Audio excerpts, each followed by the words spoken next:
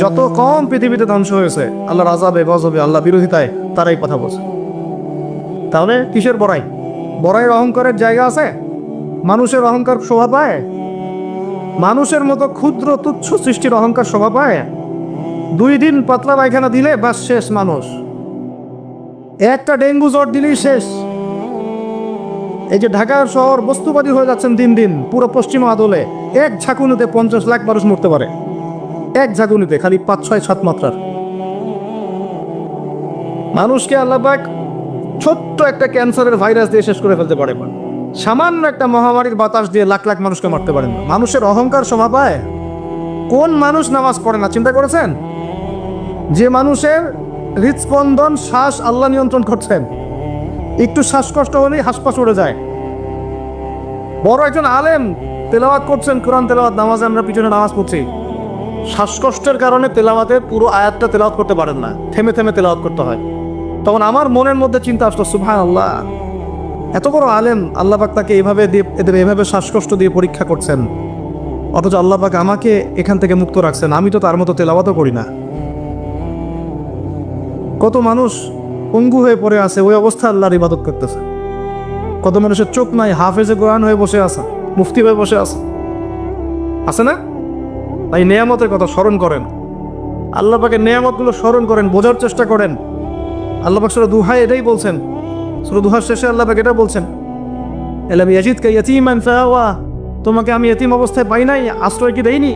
ওয়া ওয়াজাদাকা দাল্লান ফাহাদা ওয়া ওয়াজাদাকা আইলান ফাআগনা فأما اليتيم فلا تقهر وأما السائل فلا تنهر وأما بنعمة ربك فحدث। তুমি আল্লাহ পাকের যে নিয়ামতগুলো আল্লাহ দিয়েছেন এগুলো মানুষকে বর্ণনা করতে থাকো, বলতে থাকো, খালি উপলব্ধি করেন যে আল্লাহ পাকের কত নিয়ামতে আপনি আছেন, বাস, আর কিচ্ছু লাগবে না। আর আপনি আমি না থাকলে দুনিয়া থেমে থাকতো না, সব চলতো। তাহলে কিসের জন্য, কাদের জন্য আমরা এই হায়াত এবং সময়, রুজি, এনার্জি, যৌবন নষ্ট করছি? ভাই আমাকে বলেন, কাদের জন্য করছেন? যে আল্লাহর হাতে আপনার প্রাণ, একটু প্রেশার আপ ডাউন করলেই শেষ, একটু শ্বাসকষ্ট হলেই শেষ, একটু মহামারী দিলেই মাস শেষ।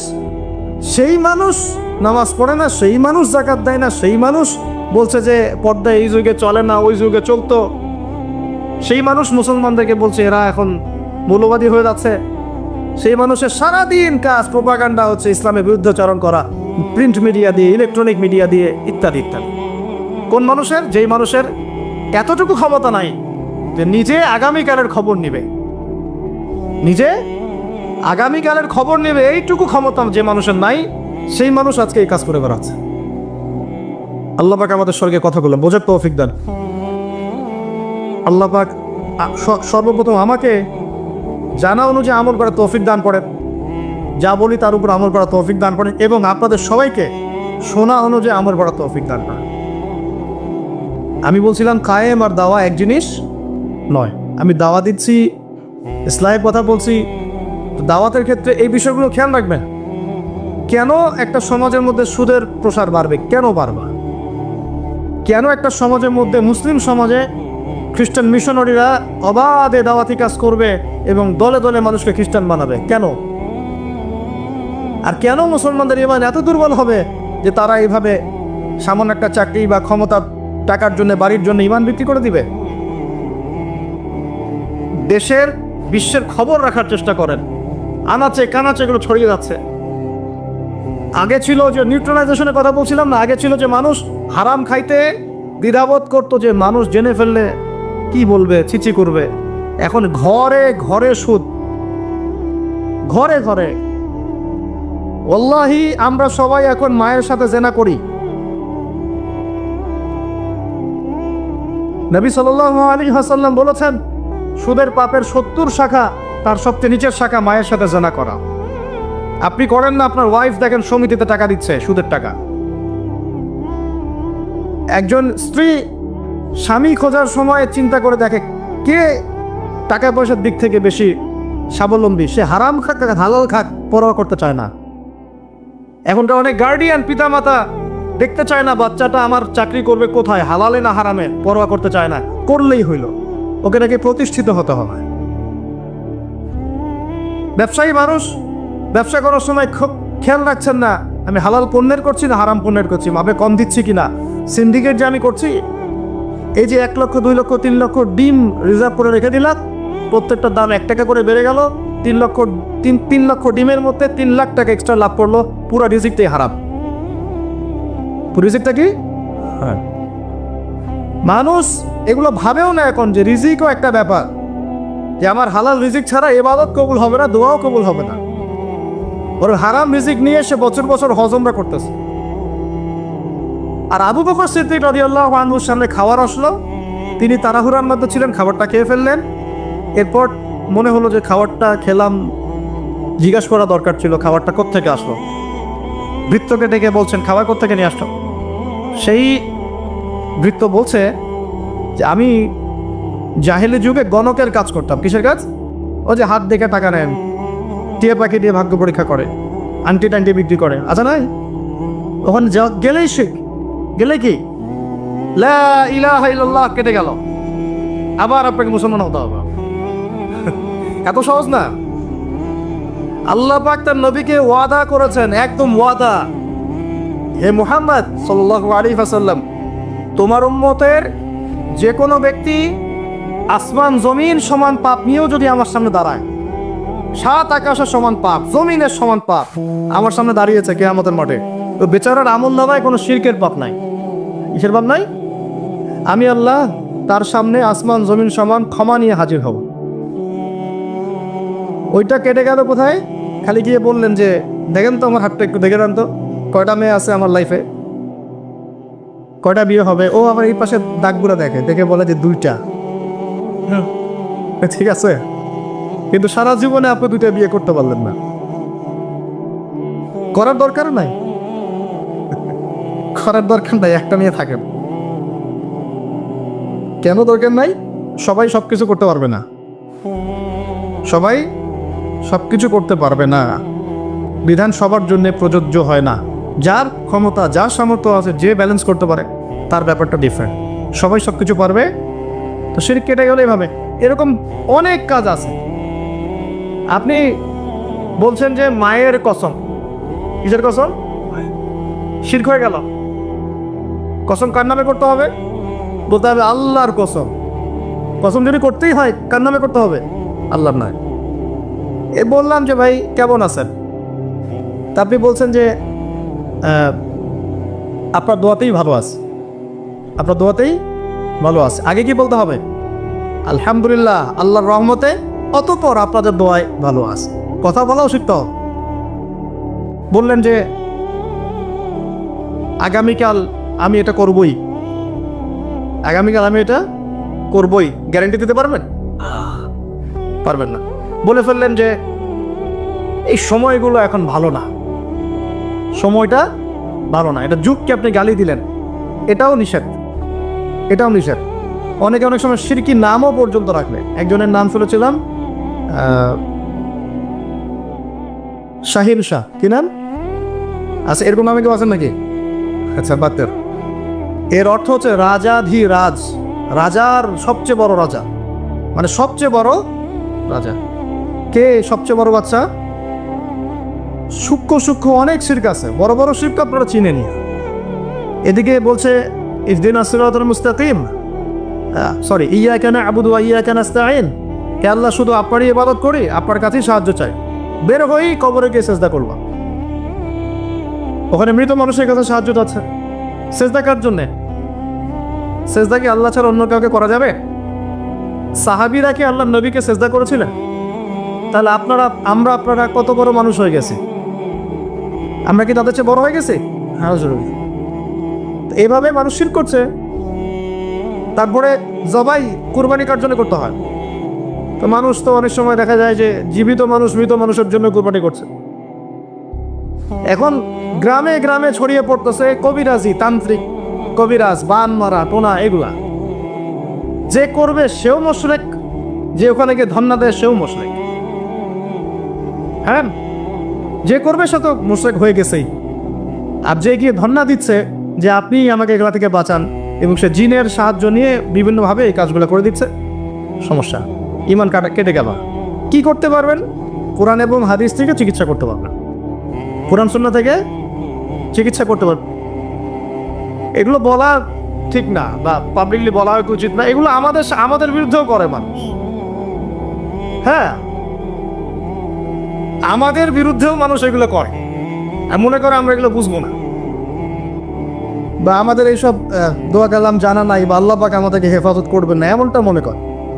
আরে সমস্ত কাফেরকে যদি এক পাল্লা রাখা হয়, আল্লাহ পাকের সূরা ফাতিহাকে এক পাল্লা রাখা হয়, তুই পারবা নাকি? তো অযথা এইসব পরিশ্রম করো কেন? বরং কোরআন সুন্নাহ দিয়ে আল্লাহর কাছে এমন চিকিৎসা নেওয়া যায়, যেই চিকিৎসা ও তো অতিক্রম করতে পারবেই না, বরং করতে গেলে ও নিজে ধ্বংস হয়ে যাবে। কোরআনের উপর যেতে পারবে? এগুলো দিন দিন বাড়তেছে। আমি আপনাদেরকে কিছু চিকিৎসা বলে দিই, এগুলো আমল করেন, ইনশাআল্লাহ আল্লাহ পাক আপনাদেরকে হেফাজত করবেন ইনশাআল্লাহ। 1 নাম্বার তো নামাজ তো অবশ্যই পড়বেন, পবিত্র থাকবেন অজু অবস্থায়। 3 নাম্বার আয়াতুল কুরসি পড়বেন, আয়াতুল কুরসি। কোন সূরা আছে এটা? সূরা বাকারার 255 নম্বর আয়াত, আয়াতুল কুরসি।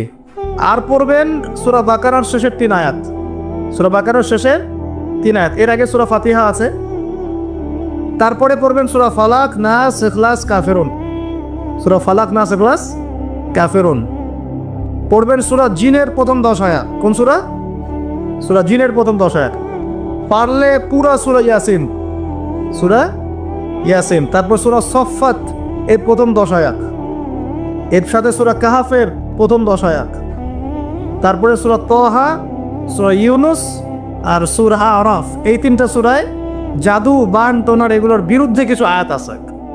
যেমন قالوا يا موسى إما أن تلقي وإما أن نكون أول من ألقى قال بل ألقوا فإذا حبالهم وعصيهم يخيل إليه من سحرهم أنها تسعى فأوجس في نفسه خيفة موسى قلنا لا تخف إنك أنت الأعلى وألق ما يمينك تلقف ما صنعوا إنما صنعوا كيد ساحر ولا يفلح الساحر حيث أتى। মানে এগুলো অর্থ জানলে আপনারা বুঝবেন। এগুলো পড়লে এগুলো একদম লোহার তরবারি দিয়ে যেমন আঘাত করা হয়, এভাবে আঘাত করা হয়, সব শেষ হয়ে যাবে ইনশাআল্লাহ তাআলা, ইনশাআল্লাহ তাআলা। তো কেউ যদি এগুলোতে আসক্ত থাকেন, এটা শেখ। এটা কি? উমর রাদিয়াল্লাহু আনহুর যুগে তিনি ফরমান জারি করেছিলেন যে কেউ যদি জাদুবিদ্যার চর্চা করে তাকে হত্যা করবে, একদম গর্দান নামে কতল করে দিবে। এটা ইসলামিক লস। ইসলামিক তো বললাম যে ইসলামিক লস কায়েম করা এখন আমাদের পক্ষে সম্ভব, এখন সম্ভব না, কিন্তু ঈসা আলাইহিস সালাম অবশ্যই তা করবেন ইনশাআল্লাহ। আপনাদের কি মনে হয় ঈসা ইবনে মারইয়াম এসে মানব রচিত বিধান দিয়ে তার খেলাফা রাষ্ট্র কায়েম করবেন? জাতিসংঘে গিয়ে বলবেন যে আমাকে ফিলিস্তিনে একটা স্বাধীন রাষ্ট্র প্রতিষ্ঠার অনুমতি দেন, বলবেন? ডলার দিয়ে কেনাবেচা করবেন, তাই মনে হয় আপনাদের? ইলেকট্রনিক মানি দিয়ে, ক্যাশলেস সোসাইটি দিয়ে, এগুলো যা করার আছে করে নেন। করতে করতে যখন ক্ষান্ত হবেন, আল্লাহ পাক তখন ঈসা ইবনে মারইয়ামকে পাঠাবে ইনশাআল্লাহ। পৃথিবীর সমস্ত জুলুম উঠে যাবে ইনশাআল্লাহ। কোনো মাজলুমের অধিকার আর খর্বিত হবে না, প্রত্যেক মাজলুম তার অধিকার ফিরে পাবে ইনশাআল্লাহ। একটা ফিলিস্তিনের বাচ্চার রক্তের প্রতিশোধ আমরা নিব ইনশাআল্লাহ। একটা বোনের ইজ্জতের বদলা আমরা নিব ইনশাআল্লাহ। একটা ভাই যাদেরকে অন্যায়ভাবে হত্যা করা হয়েছে, এদের রক্তের বদলা আমরা নিবই নিব ইনশাআল্লাহ। আমরা বেঁচে না থাকলে আমার সন্তান নিবে ইনশাআল্লাহ, ও বেঁচে না থাকলে তার সন্তান নিবে ইনশাআল্লাহ। আমরা কিছু ভুলি নাই, ভুলে যাবও না ইনশাআল্লাহ। এই দুনিয়া ততদিন পর্যন্ত ফানা হবে না যতদিন এই দৃশ্য বিশ্ববাসী না দেখছে ইনশাআল্লাহ। তোমাদের যা করার আছে করো, যা ইচ্ছা করতে থাকো। এখন বিশ্বের মুসলমানদের রক্তের হোলি খেলায় মেতেছে এরা, যেখানে মুসলমান সেখানেই নির্যাতন, চায়নায় নির্যাতন, ওইখানে ইয়াতে কি বলবো, ওটা কি সিরিয়াতে নির্যাতন, তারপর ইয়েমেনে নির্যাতন, ফিলিস্তিনে নির্যাতন, ইরাকে করে গেল, হ্যাঁ, তারপরে যে লেবাননে করে, জর্ডানে করতেছে, আরব কান্ট্রিগুলোর মধ্যে, আফ্রিকার কান্ট্রিগুলো, যে কোনো জায়গাতে তাকান দেখুন খালি মুসলমানদের উপর নির্যাতন আর নির্যাতন চলতেছে। এর জন্য শুধু ওরা দায়ী নয়, এর জন্য আমরাও দায়ী। কেন নির্যাতন আসবে না? কেন আল্লাহর গজব আসবে না? কারণ নবী সাল্লাল্লাহু আলাইহি ওয়াসাল্লাম বলেই গিয়েছিলেন যে শেষ জামানায় কাফের মুশরিকরা তোমাদেরকে এমনভাবে আঁকড়ে ধরবে, ঘিরে ধরবে, যেন দস্তরখানায় সবাই খাবার খেতে বসেছে। মানে আমরা সবাই দস্তরখানায় খাবার খেতে বসে যেমন করে বসি একসাথে, ওই যুগে বলছিলেন ইয়া রাসূলুল্লাহ সাল্লাল্লাহু আলাইহি ওয়াসাল্লাম, আমরা কি ওই সময় সংখ্যায় কম হব? অবাক হয়েছিলেন তারা, কারণ ওই সময় তো ইসলামের বিজয়ের যুগ। আমাদের এইরকম অবস্থা হবে যেখানে আমরা 313 মিলে 1000 বদরে ঠেকাই দেই, 700 মিলে উহুদের 3000 ঠেকাই দেই, মোতাব যুদ্ধে আমরা কত 3000 নিয়ে 2 লাখকে ঠেকাই দেই। ওই মুসলমানদের এই অবস্থা হবে? সাহাবীরা বলছিলেন অবাক হয়ে। তখন নবীজি বলছেন, হ্যাঁ তোমাদের অবস্থা ওইরকম হবে। তোমরা সংখ্যায় হবা সমুদ্রের ফেনার মতো। সমুদ্রের, দেখতে পাচ্ছেন এখন খালি নাম কেউ আসতে মুসলিম বাড়তেই আছে। সমুদ্রের ফেনার মতো, কিন্তু 2টা জিনিস তোমাদেরকে পেয়ে বসবে। এই 2টার কারণে এই পরিণতি তোমাদের হবে। এক নম্বর হচ্ছে তোমাদের মধ্যে দুনিয়ার মহব্বত তোমাদেরকে পেয়ে বসবে, আর একটা আল ওয়াহান তোমাদেরকে ধরে ফেলবে। সাহাবীরা বলছে ওয়াহান কি? নবীজি বলছে তোমরা আল্লাহর পথে জীবন দিতে চাইবে না, এই ভয়, আল্লাহর পথে জীবন দেওয়ার ভয় তোমাদেরকে পেয়ে বসবে। এই 2টা যখন তোমাদেরকে পেয়ে বসবে, তখন এই কাফের, মুশরিক, মুনাফিক যারা যারা আছে সবাই মিলে তোমাদেরকে একটা কচু কাটা করে ফেলবে। হয় না এখন এটা? শুধু এই যুগে না, প্রত্যেক যুগে যুগে যখনই মুসলমানদের উপরে এই 2টা এসেছে, তখনই মুসলমানরা আক্রমণের শিকার হয়েছে। কখনো তাতারিদের হাতে, ওই যে চেঙ্গিস খানের বংশধর মনে আছে, মঙ্গলরা, ওরা এসে মুসলমানদেরকে একদম কেটে ফেলে দিয়েছিল।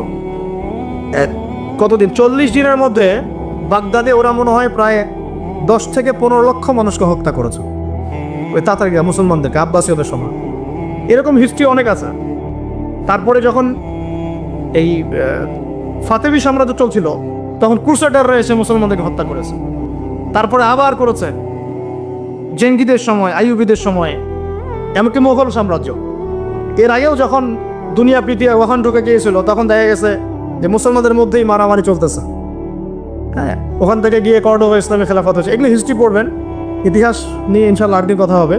আমার নিয়ত আছে আপনাদেরকে হিস্ট্রি শোনানোর, একদম আদম আলাইহিস সালাম থেকে শুরু করে এই পর্যন্ত যা যা হয়েছে ইসলামের ইতিহাসে, একটা একটা করে ধারাবাহিক পর্ব আকারে আসবে ইনশাআল্লাহ।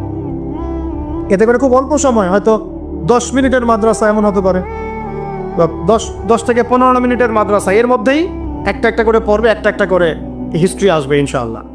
যদিও খুব টাফ এই কাজটা করা, এবং এটার জন্য অনেক ইনভেস্টমেন্টের দরকার, আল্লাহ পাক যেন সহজ করে দরকার। আমি তো মূল কথাটা আমি বলছি যে যখন আমরা এভাবে দুনিয়া প্রেমে ঢুকে গিয়েছি এবং আল্লাহর পথ থেকে সরে আসছি, মার খেতে হয়েছে। এখন আমাকে বলেন তো দেখি, আমরা কি আমাদের অবস্থার উন্নতি চাই না? এতক্ষণ যা বুঝালাম, এতে কি বুঝতে পারলেন যে দিন এখন শুধু একটা নিভু নিভু বাতির মতো জ্বলছে? গুটি কয়েক মানুষের মধ্যে হক সীমাবদ্ধ হয়ে যাচ্ছে। প্রবলেমগুলো কি আপনারা ফাইন্ড আউট করতে পারেন? প্রবলেমগুলো দেখেন, সারা বিশ্বে ইসলামিক কোনো খেলাফত আছে? ইসলামের কোনো ঐক্য আছে? একজন আমিরুল মুমিনিন আছে? একটা জামা আছে? একটা ইমারা আছে? আমাদের কি অর্থনৈতিক শক্তি আছে? ভিত্তিটা নাই। পুরো বিশ্বের রাজনৈতিক ক্ষমতাকে আমরা নিয়ন্ত্রণ করি না। পুরো বিশ্বের মিডিয়াগুলো কি আমাদের? এমনকি যেগুলোতে রেকর্ড করছেন, যে ফোন আপনার হাতে, সেটাও তাদের। এটাও কাদের? তাদের। পুরো বিশ্বের যে ফিলোসফিক্যাল থটসগুলো আছে, দর্শন, এই দর্শনগুলো আমাদের চলছে না ওদের চলছে? সব পশ্চিমা দর্শন চলছে না? এই যে নাস্তিকতা, কাদের দর্শন? আমাদের। এই যে সেকুলার কনসেপ্ট, কাদের দর্শন? আমাদের দর্শন। এই যে সো কল্ড ডেমোক্রেসি, কাদের দর্শন? আমাদের। এই যে ন্যাশনালিজমে আমরা ঘুরছি, সবাই জাতি চিন্তা করি, মানে ওই ইয়েমেনে একটা মুসলমান মরলে আমার লাগে না। কেন লাগে না? ও তো ইয়েমেনি, আমি তো বাংলাদেশি। ফিলিস্তিনে একটা ভাইকে মারলে আমার খুব একটা লাগতেছে না। কেন? ও তো ফিলিস্তিনি, আমি তো বাংলাদেশি। এই যে গোত্র বিভাজনটা আমরা করেছি ন্যাশনালিজমের মাধ্যমে, এতে করে ইউনিটিটা নষ্ট হয়ে গেছে। গোত্রে মানুষ থাকতে পারে, কিন্তু সবার মধ্যে একটা বিদ্যতার বন থাকতে হবে। এইটা ইসলাম দিয়েছিল।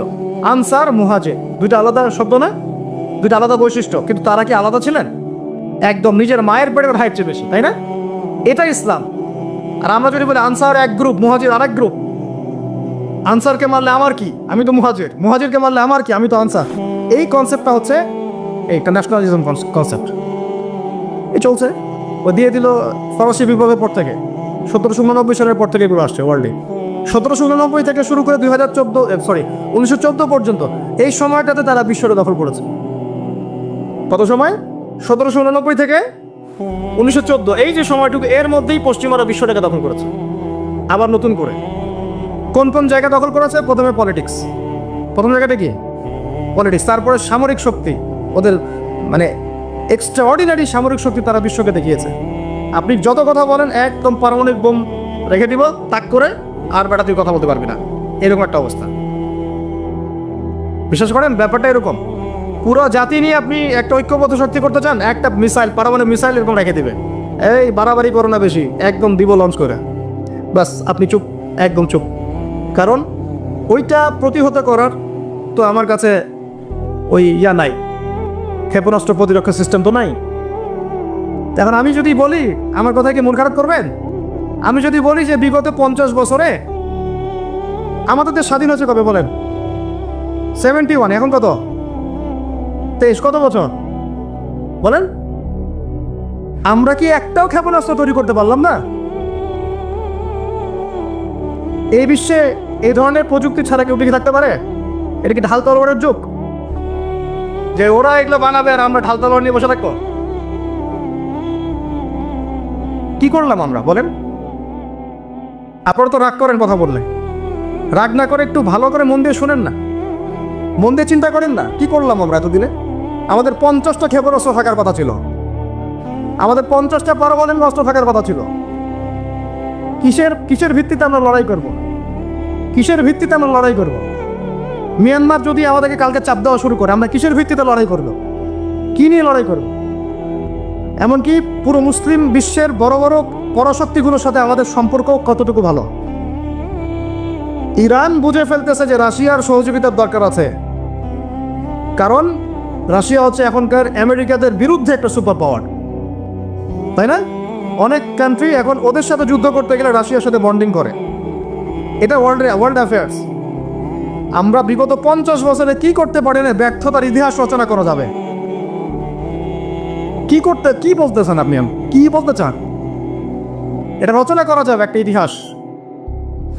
পদে পদে দুর্নীতি করেছে, পদে পদে টাকা আত্মসাৎ হয়েছে, পদে পদে হক নষ্ট করা হয়েছে। এগুলো সব আমাদের সম্পদ ছিল, জনগণের ছিল। আমি কোনো পলিটিক্যাল পার্টি করি না, কখনো করিও নাই, আমার করারও কোনো শখ নাই। কিন্তু একজন জনগণ হিসেবে, সাধারণ জনগণ হিসেবে এই কথাগুলো বলছি। প্রত্যেক পদে পদে দুর্নীতি, টাকা আত্মসাৎ, সিস্টেম লস। কেন? একটা ছেলে যোগ্যতা আছে, চাকরি পাবে না কেন? ওই ছেলের যোগ্যতা আছে, কেন চাকরি পাবে না? আপনি আল্লাহর কাছে কি জবাব দিবেন? আপনারা বলেন, আপনারা আল্লাহর কাছে কি জবাব দিবেন? ওর যোগ্যতা আছে, কেন সে পেল না? কেন একটা গভর্নমেন্ট প্রতিষ্ঠানের মধ্যে পদে পদে আমাকে ফাইল ট্রান্সফার করতে হবে, সবাইকে টাকা খাওয়াতে হবে কেন? আমার তো যোগ্যতা আছে, আমি তো হকের উপর আছি। বিসিএস তো কোচিং আমিও করেছি, আমি তো ক্যাডার হতে পারতাম, আমি কেন হতে পারলাম না? কেন চান্স দিলেন না? কেন বড় বড় পরীক্ষা প্রশ্ন ফাঁস হয়ে যাবে? কেন একজন ডক্টর যাকে আমরা আমাদের ট্যাক্সের টাকা দিয়ে আমাদের ভাইরা বেতন দিচ্ছে, ও কেন দেরি করে হসপিটালে আসবে? কেন আসবে? কে ব্যবস্থা নিবে এগুলোর এগেনস্টে? আমরা ব্যবস্থা নিতে পারবো? আপনাকেই তো নিতে হবে। ওমর ইবনুল খাত্তাবের মতো শাসক কে হবে? আপনাকে হতে হবে, আমরা তো হব না। আর আমাদের সেই যোগ্যতাও নাই, ইচ্ছাও নাই। আমরা দায়িত্ব নিতে চাই না, দায়িত্ব ছেড়ে দিতে চাই। ইসলাম কি বলে? দায়িত্ব নিতে বলে না ইসলাম। ইসলাম বলে যে যোগ্যকে দায়িত্ব দিয়ে দাও। কোন সাহাবী দায়িত্ব নিজেকে চেয়ে নেন নাই, কখন বলেছেন আমাকে দেওয়ার দরকার নেই, তাকে দিয়ে দাও। আবু বকর সিদ্দিকের পর ওমর ইবনুল খাত্তাব পর্যন্ত বলছেন আমাকে দিয়েন না, প্রয়োজন আলীকে দেন, উসমানকে দেন।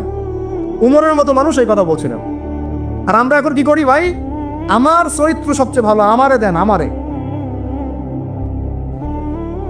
খালি কিয়ামতটা হয়ে যাক, আল্লাহ পাক দাঁড় করাবেন সবগুলোকে সিরিয়ালে, দেখা যাবে কে কি জবাব দিতে পারে, দায়িত্ব কতটুকু বুঝিয়ে দিতে পারে, এটা দেখা যাবে।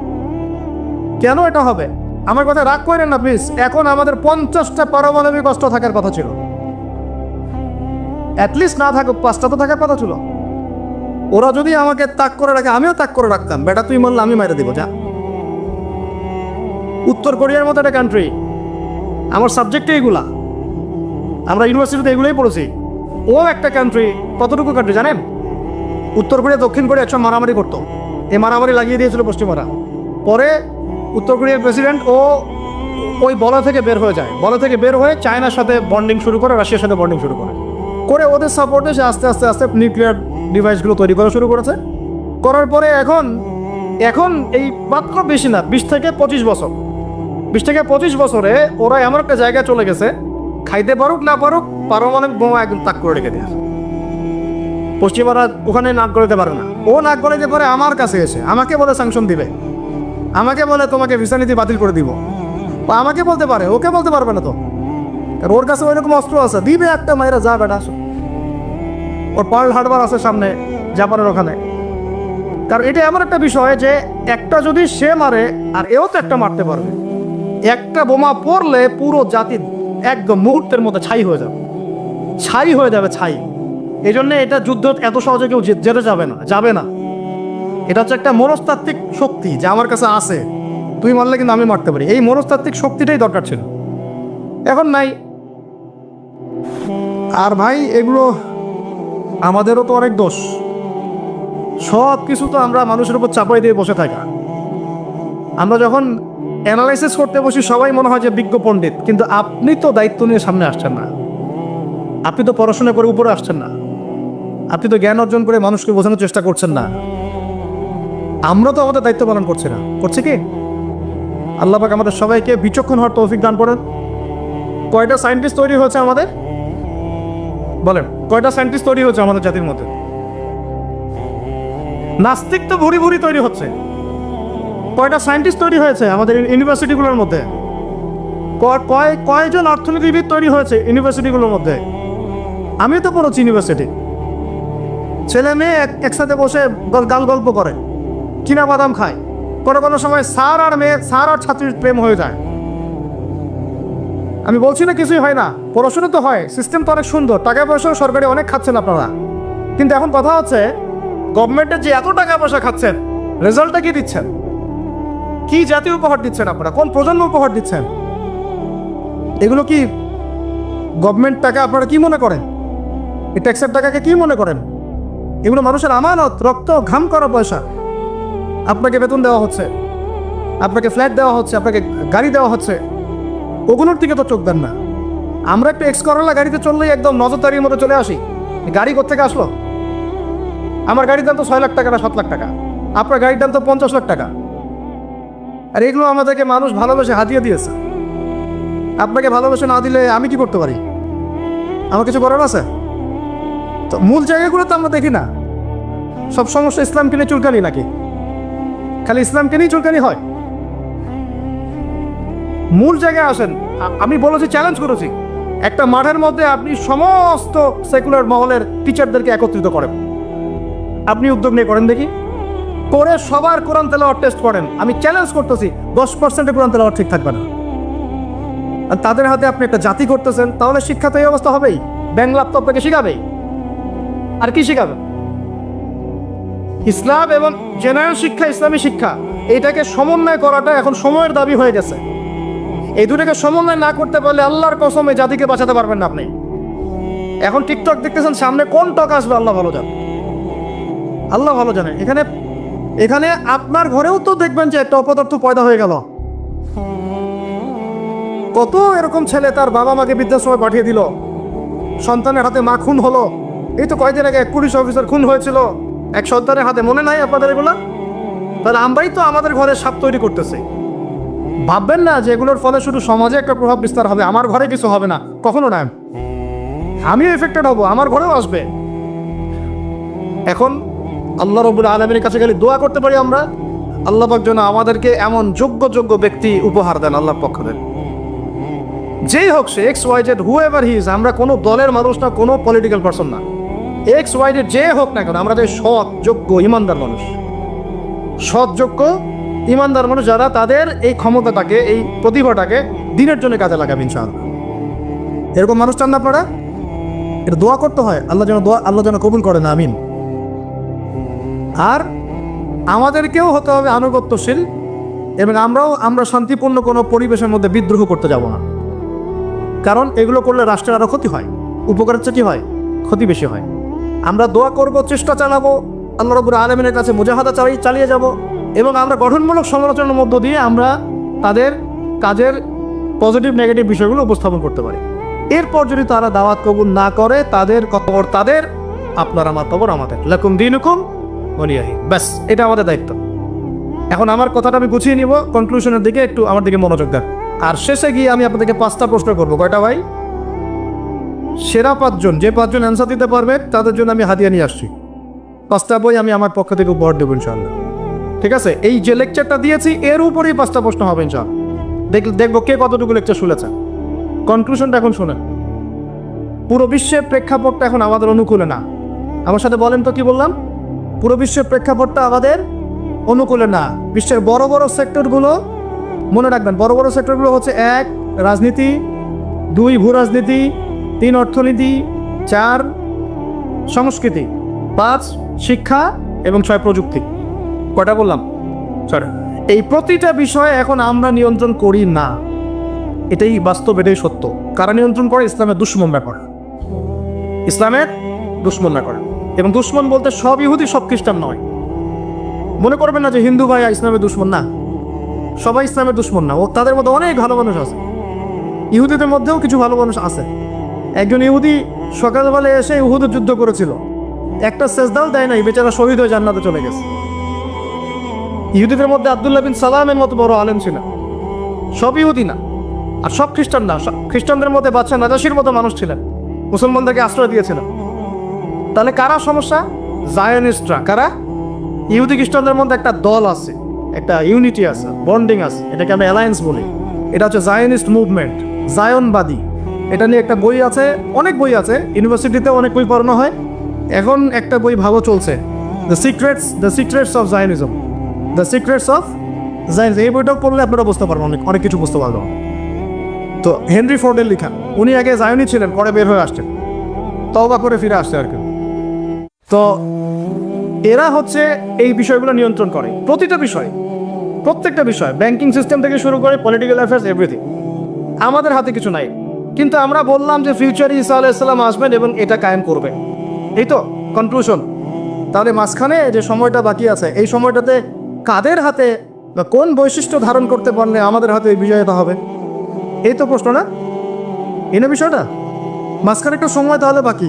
সামনেও দেখলাম কি হতে যাচ্ছে, ঈসা ইবনে মারিয়াম আসবেন, ইমামুল মাহদী আসবেন, এই খেলাফা কায়েম হবে ইনশাআল্লাহ। তবে মাহদী আবার আনাচে কেন অনেক মাহদী বের হচ্ছে, এগুলো মাহদী না। ভুলেও এসবে পাত্তা দিবেন না, একদমই পাত্তা দিবেন না। আমার কাছে শুনেন, এগুলো নিয়ে আমরা স্টাডি করতেছি না দীর্ঘদিন থেকে। মালহামা না হওয়া পর্যন্ত মাহদী আসবেন না। কি হওয়া পর্যন্ত? মালহামা মানে গ্রেট ওয়ার, বিশাল যুদ্ধ, একটা ম্যাসাকার যুদ্ধ, মানে 99% কম্পিউটার মারা যাবে যুদ্ধ, না 100 জনের মধ্যে 99 জন মারা যাবে। যে বাঁচবে সে মনে করবে আমি সেই ব্যক্তি যে বাঁচবো, সবাই আশা নিয়ে যাবে ওখানে। কি নিয়ে হবে যুদ্ধ? ইরাকের ইউফ্রেটিস নদীর সোনার পাহাড়কে কেন্দ্র করে, ইরাকের ইউফ্রেটিস নদীর, ফোরাত নদীর সোনার পাহাড়কে কেন্দ্র করে। আর বললাম যে হোলি ল্যান্ড তারা চায়, ওই নীলনদ থেকে ফোরাত, এই পুরোটাই হোলি ল্যান্ড। নীলনদ থেকে ফোরাত পুরোটাই হোলি ল্যান্ড, ওরা পুরোটাই দখল করতে চাচ্ছে। ওরা শুধু গাজা চায় না। লাস্ট 100 বছর থেকে ওরা এই মিশনে হাঁটতে হাঁটতে হাঁটতে মোটামুটি এখন 70-80% জায়গায় কিন্তু দখল করে ফেলে নাই। ওইটা আরেকটা ইস্যু, ইনশাল্লাহ প্যালেস্টাইনে আরেকদিন কথা হবে। এখন মূল কথায় আসেন, তাহলে আমরা ফিউচারটাও জানি, বর্তমানটাও বুঝতে পারছি। এখন এইসব মাহাদিদের পিছনে ছুটবেন না। মাহাদি আসবেন, যখন আসবেন আমরা চিনতে পারবো ইনশাল্লাহ। তবে আমার মনে হয় যদি ওই সময় এইসব মিডিয়াগুলো থাকে আর এরকম কিছু মুনাফেক আহলুন নেসাত থাকে, তারা ইমাম মাহাদিকেও সন্ত্রাসী বলে দিবে, আমার তাই মনে হয়। আল্লাহ মাফ করুক। এখন মাঝখানে একটা প্রজন্ম দরকার। আমরা যদি আল্লাহর কবুলিয়ত পাই, হয়তো আমরা যদি এই সময়টা পেয়ে যাই, যদি আমরা না পাই আমাদের ফিউচার জেনারেশন, যদি তারা না পায় তাদের ফিউচার জেনারেশন, এইভাবে হয়তো চলতে থাকবে। কখন সেই প্রজন্ম আসবে আর কোন বৈশিষ্ট্য তাদের থাকবে, এর আগে আমি জাস্ট আপনাদেরকে 2টা আয়াত শোনাচ্ছি। 1, আল্লাহ পাক বলছেন ইন তানসুরুল্লাহ ইয়ানসুরকুম, সূরা মুহাম্মাদে আছে, তোমরা যদি আল্লাহকে সাহায্য করো আল্লাহ তোমাদেরকে সাহায্য করবে। আমার সাথে বলেন, তোমরা যদি আল্লাহকে সাহায্য করো আল্লাহ তোমাদেরকে সাহায্য করবে। মানে আল্লাহর কি সাহায্যের দরকার আছে? তোমরা আল্লাহকে সাহায্য করো বলতে তোমরা যদি আল্লাহর দিনকে সাহায্য করো, তোমরা যদি আল্লাহর দিনকে সাহায্য করো আল্লাহ তোমাদেরকে সাহায্য করবেন। ওই উসাব্বিত আকদামাকুম, তোমাদের পা আল্লাহ পাক শক্ত করে দিবেন ইনশাআল্লাহ। একটা। 2 নাম্বার, ইন্নাল্লাহ লা ইউগাইয়িরু মা বিকওমিন হাত্তা ইউগাইয়িরু মা বিআনফুসিহিম। আল্লাহ পাক কোনো কওমের কোনো জাতির অবস্থা ততক্ষণ পর্যন্ত পরিবর্তন করেন না, সংশোধন করেন না, যতক্ষণ তারা নিজেরাই নিজেদের অবস্থা পরিবর্তনের চেষ্টা না করে। আয়াত তো পরিষ্কার। এখন তৈরন আবাবিল আসবে না, এসে ইসরায়েলে হামলা করবে না, পাথর নিক্ষেপ করবে না, এটা সেই যুগ না। এটা আবরাহার যুগ না যে হস্তি বাহিনীকে ধ্বংস করার জন্যে তৈরন আবাবিল আসবে, এটা সেই যুগ নয়। এখন আবাবিল আপনাকেই হতে হবে, আমাকেই হতে হবে। কথা কি বুঝতে পারছেন? এটা নিজেদের তাকদীর, নিজেদের ভাগ্য, নিজেদের মানে ভবিষ্যৎ আল্লাহর উপর তাওয়াক্কুল করে তার হুকুম মেনে আমাদেরকে করতে হবে ইনশাআল্লাহ। তার কোন কোন বৈশিষ্ট্য লাগবে একটু খালি বলে শেষ করে দিই। 1, এমন প্রজন্ম চাই যেই প্রজন্ম 5 ওয়াক্ত নামাজ পড়ে। রাজি আছে কিনা ইনশাআল্লাহ? জোরে বলেন, আল্লাহ সাক্ষী থাকুন আমি। এমন প্রজন্ম চাই যেই প্রজন্মের প্রত্যেকটা মুসলিম পরিবারের 100% নামাজি মাসান। এটা না হওয়া পর্যন্ত বড় বড় বয়ান করেও কোনো লাভ নাই। 1, ঠিক আছে ভাই? রাজি আছি তো ইনশাআল্লাহ? আজকের পর থেকে নামাজ ছাড়বো? আল্লাহ পাক আমাদেরকে নামাজ সত্য করে ধরার তৌফিক দান করে। আর নামাজটা ভালো করে শিখে নেবেন, ধীর স্থিরভাবে পড়বেন, তাড়াহুড়া করবেন না, ঠিক আছে? 3G 4G না, শান্তভাবে পড়বেন। 2, আমরা এমন প্রজন্ম চাই যেই প্রজন্মের 100% মুসলমান কোরআন তেলাওয়াত করতে পারে। রাজি আছি কিনা ইনশাআল্লাহ? আগামী বছর ওয়াজ করতে আসার আগেই আপনাদের সবার কোরআন তেলাওয়াত সহি চাই ইনশাআল্লাহ। রাজি আছেন ইনশাআল্লাহ? আল্লাহকে কথা দেন, রাজি আছেন? অবশ্যই কোরআন তেলাওয়াত শিখতেই হবে। যেমনে পারেন, যেভাবে পারেন, যত টাকা লাগুক, যার কাছে যেতে হয় হোক, যত দূরে সফর করতে হয় হোক। আপনার দায়িত্ব এটা, আমার দায়িত্ব না, হুজুরের দায়িত্ব না, এটা আপনার দায়িত্ব। আপনি কিভাবে শিখবেন আপনার ফিকির। 3 নাম্বার, আমরা এমন প্রজন্ম চাই যেই প্রজন্ম ভিতরে বাহিরে সুন্নতের অনুসারী। রাজি আছি ইনশাআল্লাহ? সবার চেহারা দাড়ি থাকবে ইনশাআল্লাহ, সবার সুন্নতি লেবাস থাকবে ইনশাআল্লাহ, সুন্নতের আমল থাকবে ইনশাআল্লাহ। সুন্নতের জিন্দেগি বই পাওয়া যায়, কিনবেন, প্রত্যেকটা কাজের সুন্নত দেখে নেবেন, ঠিক আছে ভাই? প্রত্যেকটা কাজের সুন্নত আমল করার চেষ্টা করবো, আল্লাহ পাক তৌফিক দান করুন, আমিন। শেষ করে দিচ্ছি, মনোযোগ ধরে রাখেন, আর 5 মিনিট। 4 নাম্বার, এমন প্রজন্ম চাই যেই প্রজন্ম কোশ্চিনকালেও হারাম খাবে না। রাজি আছি ইনশাআল্লাহ? হারাম খাবো, সুদ খাবো, ঘুষ খাবো, দুর্নীতি করবো, মানুষের সম্পদ আত্মসাৎ করবো, অন্যায়ভাবে আমরা মানুষকে ঠকাবো? আল্লাহ পাক আমাদেরকে বোঝার তৌফিক দান করুন, আমিন। 5, এমন পরিবার চাই যেই পরিবার হবে পুরোপুরি ইসলামিক পরিবার। রাজি আছেন ইনশাআল্লাহ? আল্লাহ কবুল করুন, আমিন। এই জায়গাতে গিয়ে আপনাদেরকে একটা নসিহত করি যুবকদেরকে, বেশিরভাগই তো অবিবাহিত নাকি? কি দুঃখ, কি কষ্ট। একটা কাজ করবেন, আগে একটা ছোটখাটো হালাল রিজিকের ব্যবস্থা করবেন, তারপরে বিয়ে শাদী। হালাল রিজিকের ব্যবস্থা না কইরা বিয়ে শাদী করতে যায় না, নিজের মান সম্মান গায়রত বলে কিছু থাকবেন, ঠিক আছে ভাই? আর ওই যে বলছি, ভুলেও বেদিন কোনো মেয়েকে বিয়ে করতে যায় না। দিনদার মেয়ে খুঁজবেন, আর দিনদার মেয়ে তো বাইরে সার্টিফিকেট লেবাস দেখে বোঝা যাবে না আসলে। এটা আপনাকে খোঁজখবর নিতে হবে, দেখতে হবে তার পরিবার কেমন, ব্যাকগ্রাউন্ড কেমন, মা কেমন, ইত্যাদি ইত্যাদি, তার কোয়ালিফিকেশন কেমন, এবং পাত্রী দেখেও নেবেন। পাশাপাশি আল্লাহর কাছে দোয়া করতে হবে বেশি করে। কি করতে হবে? স্ত্রী খাদিজার মতো হতে পারে, আবার নূহ আলাইহিস সালামের স্ত্রীর মতো হতে পারে। বুঝেন পার্থক্য? বুঝেন? খাদিজা রাদিয়াল্লাহু আনহা মানে কি? এমন একজন মহিয়সী নারী যে একজন মহাপুরুষের পিছনে সাপোর্ট দিচ্ছে। সুবহানাল্লাহ, কি সাপোর্টটা দিয়েছেন দেন নাই নবী সাল্লাল্লাহু আলাইহি ওয়াসাল্লামকে পুরো নবুয়তের জীবনে। এটাও হতে পারে তাকদিরে। আবার নূহ আলাইহিস সালামের স্ত্রী, মনে আছে? লূত আলাইহিস সালামের স্ত্রী, তারা দুজন নবী, তারা দুজন জান্নাতি, তাদের স্ত্রীরা হবে জাহান্নামী। বলে নাউজুবিল্লাহ। তারপরেও আল্লাহ পাক এত বড় নিশ্চয়তা দেওয়ার পরেও উম্মতে মুহাম্মাদের মধ্যে 73 দল হবে, যার 72 দল জাহান্নামে যাবে। আমি কি বুঝাতে পারছি? এত বড় রহমত দেওয়ার পরেও উম্মতে মুহাম্মাদির 73 দল হবে, যার মধ্যে 72টা দলই জাহান্নামে যাবে, একটা জান্নাতে যাবে। মা আনা আলাইহি ওয়া আসহাবি, যারা নবী সাল্লাল্লাহু আলাইহি ওয়াসাল্লাম এবং সাহাবীদের আদর্শের উপরে থাকবে ইনশাআল্লাহ তাআলা। আর ইসলামের নামে যারা দলাদলি করেছে তারা সবাই এই আয়াত দিয়ে দলিল পেশ করছে। এটাও একটা বিস্ময়কর বিষয়। এত বড় মার্সি থাকার পরেও প্রত্যেক হাজারে 999 জন মানুষ জাহান্নামে যাবে, বলেন নাউজুবিল্লাহ।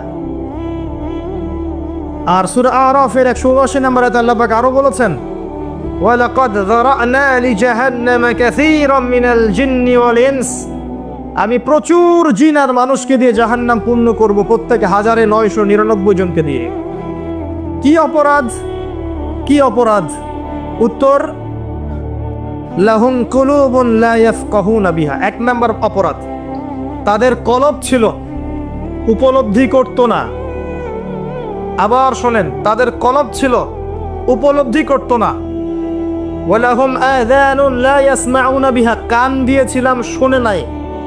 ওয়ালাহুম আ'য়ুনুন লা ইউবসিরুনা বিহা, চোখ দিয়েছিলাম দেখেনি। উলাইকা কাল আনআম, এরা গবাদি পশুর মতো। বাল হুম আদল, বরং তার চেয়েও নিকৃষ্ট।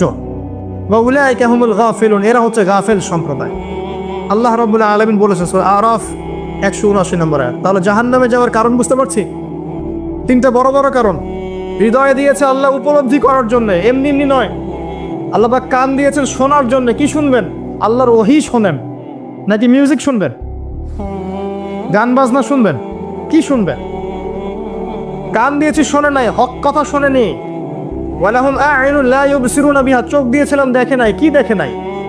আল্লাহর নিদর্শন দেখেনি, আল্লাহর মারিফত দেখে নাই, আল্লাহকে উপলব্ধি করেনি, আল্লাহর সামনে আত্মসমর্পণ করেনি। চোখ দিয়েছে, কি দেখেছে? চোখ দিয়ে জেনা দেখেছে, পর্নোগ্রাফি দেখেছে, মিথ্যা দেখেছে, বাতিল দেখেছে। চোখের আরেকটা ব্যাখ্যা আছে, চোখ মানে শুধু বাইরের চোখ না, এখানে ভিতরের চোখকে বোঝানো হয়েছে। কোথায় দলিল? দলিল আছে। সূরা হজে আল্লাহ পাক বলেছেন, তারা জমিনে সফর করে না কেন? তারা জমিনে কেন সফর করে না? যদি সফর করত তাদের মৃত কলব জীবিত হতো। প্রকৃতপক্ষে তাদের দুচোখ অন্ধ নয়, বরং অন্ধ তাদের কলব, যা হৃদয়ের ভিতরে আছে। তাহলে বুঝতে পারলাম আরেকটা কলব আছে। আরেকটু ভালো করে বুঝাই। আবু জেহেল এবং আলী রাদিয়াল্লাহু আনহু, আবু জেহেলের নাম শুনেছেন? আলী রাদিয়াল্লাহু আনহুর নাম শুনেছেন? দুইজনকে আমরা ডাক্তারের কাছে পাঠালাম। কোথায় পাঠালাম? চোখের ডাক্তারের কাছে। তো চোখের ডাক্তার চেক আপ করে দেখে বলল যে দুইজনের চোখ তো ক্লিয়ার, কোনো সমস্যা নাই। এখন আপনি আমাকে বলেন, আবু জেহেল সত্য চিনতে পারলো না কেন, আর আলী রাদিয়াল্লাহু আনহু সত্য চিনতে কিভাবে পারলেন? কোন চোখ দিয়ে? বলেন এবার। দুজনের বাইরের চোখ কি নষ্ট? দুজনের বাইরের চোখ সমান। তাহলে কোন চোখ নষ্ট আবু জেহেলের? তার মানে দুটো চোখ আছে, অভ্যন্তরীণ দৃষ্টি আছে। এটা আল্লাহর নূর আর বাসিরা দিয়ে দেখা যায়। কখন এই চোখটা খুলবে? এটা একটা ভালো প্রশ্ন। এই চোখটা খুলবে কখন? এই বুদ্ধি প্রতিবন্ধী টিকটক প্রজন্মের কি ভিতরের চোখ আছে? এই মাদকাসক্ত যুব সমাজের ভিতরের চোখ আছে? যারা আল্লাহ পাকের বিধান দেখেও অগ্রাহ্য করছে, এদের ভিতরের চোখ আছে? আল্লাহ পাকের একটার পর একটা নিদর্শন আসছে, কোরআনে বর্ণিত আছে, হাদিসে বর্ণিত আছে, দেখেও না দেখার ভান করছে, শুনো না শোনার ভান করছে। এদের কলবের চোখ আছে? থাকতে পারে? পারে না। কি করলে কলবের চোখ জীবিত হবে? প্রথম কাজ আল কোরআন। আল কোরআনের সংস্পর্শে আসলে পরে চোখ জীবিত হবে ইনশাআল্লাহ। দুই, সফর করেন জমিন। ফাসিরু ফিল আরদি ফানজুরু কাইফা কানা আকিবাতুল মুকাজ্জিবিন। জমিনে ভ্রমণ করে দেখো, তোমরা আল্লাহ নিদর্শনগুলোকে দেখো, দেখলে তোমাদের মৃত কলব জীবিত হবে ইনশাআল্লাহ। আল্লাহ নিদর্শনগুলো দেখো যে মিথ্যাবাদীদেরকে আল্লাহ পাক কিভাবে ধ্বংস করেছেন। জর্ডানের ডেড সিকে দেখেন, ওখানে লূত আলাইহিস সালামের কওম ছিল, আল্লাহ পাক উল্টে দিয়েছেন, ওখানে কোনো প্রাণী জন্ম হয় না, কোনো প্রাণ থাকে না। নবী মুসা আলাইহিস সালামের সেই স্মৃতি বিজড়িত লোহিত সাগর দেখেন, মক্কা দেখেন, মদিনা দেখেন, শামকে দেখেন। আল্লাহ পাক যত জায়গায় নিদর্শন রেখেছেন, সমুদ্র দেখেন, আপনাদের পাহাড় দেখেন। আফালা ইয়ানজুরুনা ইলাল ইবিলি কাইফা খুলিকাত ওয়া ইলাস সামাই কাইফা রুফিআত ওয়া ইলাল জিবাল কাইফা নুসিবাত ওয়া ইলাল আরদি কাইফা সুতিহাত। নিদর্শনগুলোকে দেখেন, প্রকৃতিকে দেখেন, মহাকাশকে নিয়ে চিন্তা করেন। সূরা মুলকে আছে না, আকাশের দিকে দৃষ্টি দাও, তোমাদের চোখ ব্যর্থ হয়ে ফিরে আসবে, তোমরা রহস্য ভেদ করতে পারবে না। সূরা ওয়াকিয়ার মধ্যে আল্লাহ বলেছেন, ফালা উকসিমু বিমাওয়াকিউন নুজুম, তোমাদের জন্য আমি কসম করছি নক্ষত্রের অবস্থানের, নক্ষত্রগুলোর গ্রহ নক্ষত্রের অবস্থান স্থিতির শপথ করছি। ওয়াইন্নাহু লাকাসামুল লাউ তা'লামুন আযীম, আর এটা একটা বিশাল কসম যদি তোমরা জানতে। একটা জাররা পরিমাণ যদি অবস্থানে পার্থক্য ঘটে যায় মহাবিশ্ব ধ্বংস হয়ে যাবে। আল্লাহ পাক এগুলো দেখতে বলেছেন, তারপরে কলব জীবিত হবে ইনশাআল্লাহ। কোরআন সফর, আল্লাহ নিদর্শনগুলোকে দেখা, আল্লাহর আনুগত্য করা, কলব জীবিত হবে ইনশাআল্লাহ। রাসূল সাল্লাল্লাহু আলাইহি ওয়াসাল্লামের সুন্নাহর উপর থাকলে কলব জীবিত হবে ইনশাআল্লাহ। কোরআন নিয়ে গবেষণা করলে পরে কলব জীবিত হবে। যাদের কলব জীবিত, এমন আধ্যাত্মিক আল্লাহর নূর প্রাপ্ত মানুষের সাথে থাকলে কলব জীবিত হয়, এবং যার প্রমাণ আপনাদের এখানে আছে এখানে। যদিও তাদের মানে সমাধিকে কেন্দ্র করে, কবরকে কেন্দ্র করে কত আজে বাজে কাজ করা হচ্ছে আল্লাহ ভালো জান, কিন্তু এই মানুষগুলো তো এগুলো শেখান নাই, শিখিয়েছেন? বরং তারা জুলুমকে সরিয়ে দিয়ে তাওহীদ প্রতিষ্ঠা করেছেন এখানকার মাটিতে। আর সেই মানুষগুলোর নাম ভাঙিয়ে আমরা এখন খাচ্ছি, কিন্তু বলতে গেলে আবার রাগ হয়। কিন্তু সেই মানুষের কবর ছুঁয়ে যদি আমি গায়ে মাখি, আমার কোনো ফায়দা আছে? তার আদর্শই তো নেই আমার মধ্যে। মূল জিনিসটা কি? তার আদর্শ। কি করেছিলেন তারা এই জায়গায়? তারা এই জায়গায় জালেমের শেকড় উপড়ে দিয়েছিলেন, দিয়ে আপনাদের এখানে ইসলামের পতাকা কায়েম করেছেন। লক্ষ লক্ষ মানুষ এখন এখানে আল্লাহকে ডাকছে, আজান হচ্ছে, ইকামত হচ্ছে, নামাজ হচ্ছে, পর্দা হচ্ছে। এবং সিলেটের মানুষ বেশিরভাগই নামাজি আলহামদুলিল্লাহ, বেশি থেকে বেশি মসজিদ আছে। এগুলো কিভাবে হয়েছে?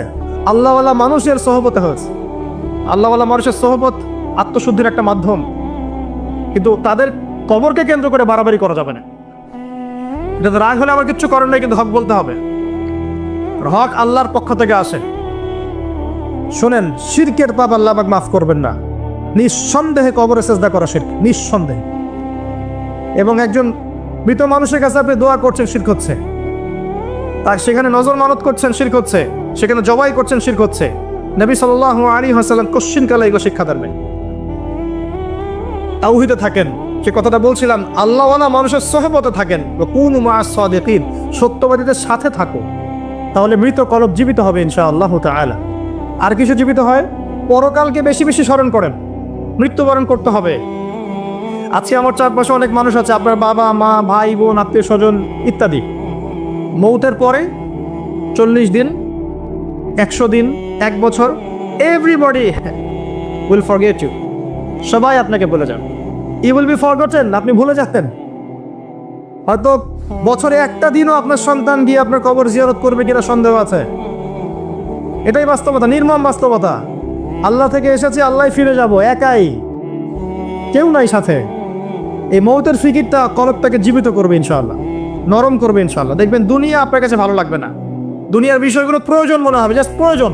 আমার প্রয়োজন আছে চাকরির, প্রয়োজন করছেন। আপনার প্রয়োজন আছে খাবার দাবার, প্রয়োজন আছে স্ত্রী সন্তান, আপনার প্রয়োজন আছে একটা জব, কিছু একটা।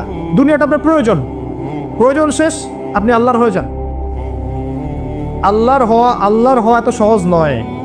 আল্লাহর হতে হলে শুধু আল্লাহর জন্যই সব কাজ করতে হয়। ইন্না সলাতি ওয়া নুসুকি ওয়া মাহইয়ায়া ওয়া মামাতি লিল্লাহি রাব্বিল আলামিন, তখন গিয়ে আপনি আল্লাহকে পাবেন। আমার কথা ভালো করে শোনেন, যদি আপনি মানুষকে সন্তুষ্ট করতে যান এবং মানুষের কাছে কিছু পাওয়ার আশা করেন, আপনি কষ্ট পাবেন। বিশ্বাস হচ্ছে না? মানুষের কাছে এক্সপেকটেশন বেশি রাখেন, আপনি কষ্ট পাবেন। আপনি আল্লাহর কাছে আশা করেন, কষ্ট পাবেন না। আপনি সমস্ত কাজ আল্লাহকে সন্তুষ্ট করার জন্য করেন, আপনি কষ্ট পাবেন না। আর যদি আপনি মানুষের কাছে প্রতিদান আশা করেন, কষ্ট পাবেন। তাহলে সমাধান, যার যার হক তাকে তাকে দিয়ে দেন, যার যার হক তাকে তাকে পরিপূর্ণ মাত্রায় দিয়ে দেন। নিজের হক আল্লাহর কাছে চেয়ে নেন, ইনশাল্লাহ আপনি সুখে থাকবেন। যত দিন যাবে এই কথাটার বাস্তবতা আপনারা ফিল করবেন, কারণ এখন শেষ জামানা। এখন বন্ধনগুলো ভেঙে যাবে, পারিবারিক বন্ধন, আত্মীয়র বন্ধন, প্রতিবেশীর বন্ধন, কাঠামো ভেঙে পড়বে। দেখছেন না কি হচ্ছে পরিবেশ? ভাই ভাইকে হত্যা করছে, সন্তান বাবাকে হত্যা করছে, ডিভোর্স বাড়ছে, জেনা বাড়ছে, পরকীয়া বাড়ছে। কি হচ্ছে না? যত দিন যাবে এগুলো বাড়তে থাকবে। শুধু আল্লাহর হয়ে যান, কষ্ট পাবেন না ইনশাআল্লাহ। প্রত্যেকটা কাজ আপনি আল্লাহর জন্য করেন, আল্লাহকে পেয়ে যাবেন ইনশাআল্লাহ। তখন দেখবেন আপনি মনে মনে একটা কিছু চিন্তা করেছেন, আপনার সামনে হাজির। আল্লাহ শুনেছেন আপনার ডাক। আল্লাহ পাক আপনার জন্য সারা দুনিয়া উল্টা দিতে পারবেন তখন ইনশাআল্লাহু আজ্জা ওয়া জাল। যদি আল্লাহ পাক আপনার কলবের মধ্যে নূর দেখেন, স্বচ্ছতা দেখেন এবং নিরহংকার মুক্ত মন দেখেন, ইখলাস দেখেন, ইনশাআল্লাহ আল্লাহ ওয়ালাদের সোহবতের সাথে মৌতের স্মরণ, পরকালের স্মরণ, কলব জিন্দা হবে। আর কয়েকটা কথা বলি, বেশি খেলে কলব মরে যাবে, বেশি খেলে কলব মরে যায়। এখন দেখা যায় যত বড় আশিক রাসূল তত বড় ভুঁড়ি। নবী সাল্লাল্লাহু আলাইহি ওয়াসাল্লাম এমনটা শেখান নাই। এগুলো আযাব। আমি তো ফিজিক্যালি নবীর সুন্নাহ পালন করতে পারছি না, আমি মানুষের সুন্নাহর দিকে ডাকবো কি? খাওয়াই তো ঠিক নাই, মানে যার খাওয়া ঠিক নাই মানে তার প্রবৃত্তির চাহিদা বেশি, পাশবিক চাহিদা বেশি, প্রবৃত্তির চাহিদা বেশি, কন্ট্রোল করতে পারে না।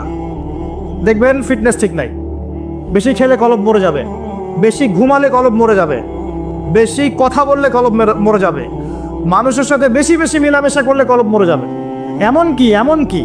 এমনকি বেশি থেকে বেশি যদি আপনি স্ত্রী সহবাস করেন কলব মরে যাবে। সিরিয়াসলি বলছি, প্রবৃত্তিগত যে বিষয়গুলো আছে এগুলোকে কন্ট্রোল করতে পারলে কলব জিন্দা থাকে। এটা তো হালালের কথা বলো, হালাল। আর হারাম যেগুলো, কেউ যদি সুদ খায় তাহলে কলব জিন্দা থাকবে? ঘুষ খেলে কলব জিন্দা থাকে? দুর্নীতি করলে বা ব্যভিচার করলে, জেনা করলে কলব জিন্দা থাকবে? তখন তো ঈমানের সাথে কোনো সম্পর্কই নেই, ডিসকানেক্টেড। এই কাজগুলো করার চেষ্টা করে আল্লাহ পাক আমাদের সবাইকে তৌফিক এনায়েত করুন, আমিন। এই অংশে গিয়ে আমি আসন্ন রমাজান কেন্দ্রিক কিছু কথা আপনাদের সাথে শেয়ার করছি। ইনশাআল্লাহ তাআলা এই কথাগুলো আপনাদের কাজে দেবে ইনশাআল্লাহ। আমরা এখন শাবান মাসে বসে আছি, আমাদের সামনে রমাদান। আমরা সবাই এই হাদিসটা শুনেছি যে রমজান মাসে গুনাহ মাফ করাতে পারলো না সেই ব্যক্তির জন্য ধ্বংস। কিন্তু আমরা আসলে জানি না অনেকেই যে কিভাবে ইফেক্টিভলি রমাজানকে কাজে লাগানো যায়। ইফেক্টিভলি রমাজানকে কাজে লাগানোর জন্য কয়েকটা কাজ আমি আপনাদেরকে বলে দিচ্ছি। আমি দোয়া করছি আল্লাহ পাক প্রথমে আমাকে করার তৌফিক দান করুন, অতঃপর আপনাদের সবাইকে করার তৌফিক এনায়েত করুন। আর আমি তাদের অন্তর্ভুক্ত হতে চাই না যাদের জিহ্বাকে আগুনের কেচি দিয়ে কেটে দেওয়া হবে। কাদের কেটে দেওয়া হবে? এক শ্রেণীর বক্তা, এটা বলতো কিন্তু করতো না। আর এটা বিশ্বাস রাখেন, এই চেয়ারগুলিতে এখন যারা বসে সবাই কথা অনুযায়ী কাজ করে না, সবাই কথা অনুযায়ী কাজ করে না। আর বাহ্যিকভাবে যা দেখা যায় ভিতরে সবসময় এমন থাকে না। তো এখন জনগণ স্মার্ট, মানুষ আস্তে আস্তে বুঝতে পারে জিনিসগুলো। আর আল্লাহ রাব্বুল আলামিন যখন কাউকে কবুল করে নেবেন, আল্লাহ রাব্বুল আলামিন তার জন্য মানুষের মনে ভালোবাসা সৃষ্টি করবেন ইনশাআল্লাহ। আর আল্লাহ পাক যখন কাউকে অপদস্থ করতে চাবেন তখন কারো সাধ্য নাই তাকে ঠেকায়। আল্লাহ যদি কাউকে কবুল করেন, সারা দুনিয়ার মানুষ মিলেও তাকে বিতর্কিত করতে পারবে না। কথা কি বুঝতে পারছেন? ওসব কৌশল করে লাভ নাই, এসব কৌশল বাদ দেন। আল্লাহ যদি কাউকে কবুল করেন তাহলে সারা দুনিয়ার মানুষের ক্ষমতা নাই তার চুল পরিমাণ ক্ষতি করে। আর পরকালের জীবনের সফলতাই চূড়ান্ত। যদি আমি আপনি পুলসিরাত পার হতে না পারি, কেউ সফল নই। যেই হন আপনি, যদি আপনি, আমি আর আমি যেই হই না কেন, আমরা যেই হই না কেন, যদি পরকালে পুলসিরাত পার হতে না পারি, কেউ সফল নই। আর এমন একজন ব্যক্তি যার নামও জানি না, মানুষ তাকে চেনেও না, পরকালে আমার আগে চলে গেছে পুলসিরাত পার হয়, এই ব্যক্তি সফল। এটাই হচ্ছে পরকালের বাস্তবতা। দুনিয়ার জীবন তুচ্ছ, কিচ্ছু না। এখানে সফলতা ব্যর্থতা চূড়ান্ত মানদণ্ড হবে না, পরকাল হবে ইনশাআল্লাহ। তাই সবাই পরকালের বান্দা হওয়ার চেষ্টা করি। আল্লাহ পাক তৌফিক দান করুন।